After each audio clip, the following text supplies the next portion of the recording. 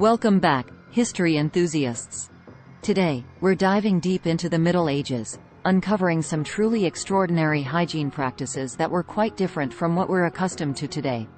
Get ready to be amazed as we explore 15 unusual hygiene practices during this fascinating era.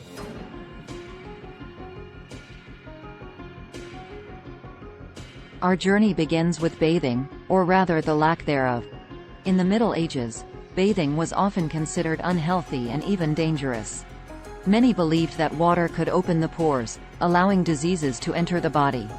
Consequently, people resorted to other methods to cleanse themselves.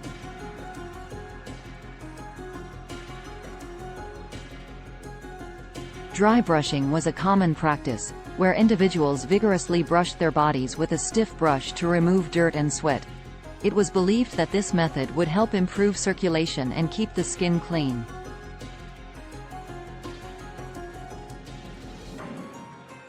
To combat unpleasant odors, people carried aromatic herbs and spices in a small container called a pomander. These fragrant balls were held up to the nose to mask unpleasant smells and were believed to ward off illness.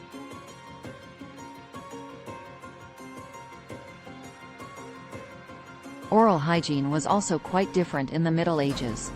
Toothbrushes were non-existent, so people used various alternatives like twigs or bird feathers to clean their teeth. Additionally, toothpicks were widely used to remove food particles from between the teeth.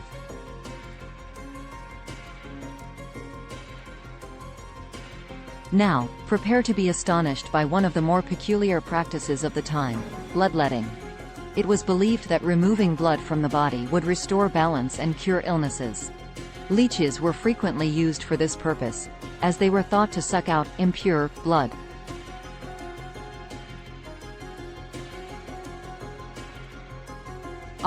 The ever-present chamber pot.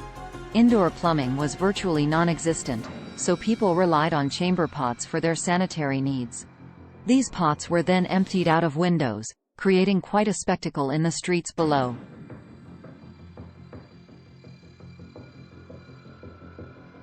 In times of epidemic outbreaks, such as the Black Death, plague doctors emerged. These doctors wore beaked masks filled with aromatic herbs, believing that the scent would protect them from the miasma, or bad air, that carried diseases.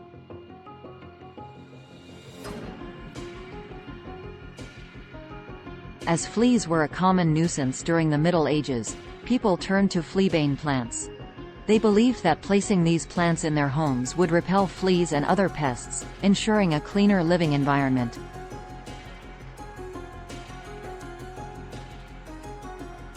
Another intriguing practice was carrying herb sachets. These small cloth bags contained a mixture of herbs and flowers, which were held close to the body to ward off foul odors and protect against disease.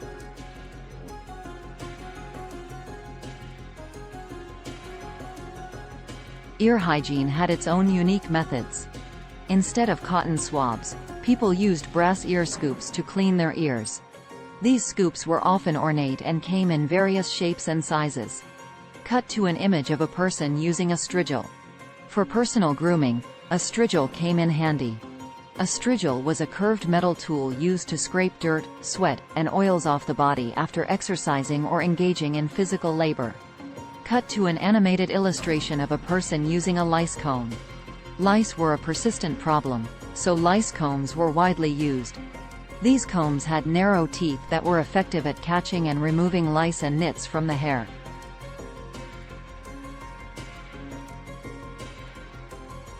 Wart removal was an interesting endeavor during this era. One popular method involved rubbing a raw piece of meat on the wart, then burying the meat to transfer the wart's affliction to the earth.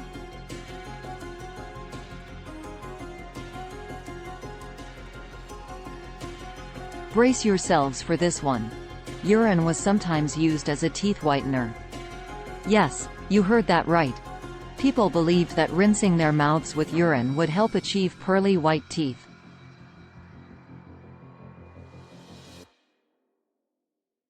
Lastly, personal hygiene was often accompanied by the use of birch twigs.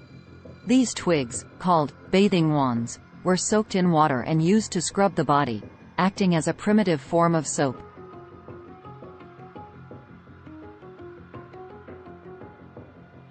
And there you have it, folks. 15 truly unusual hygiene practices from the Middle Ages.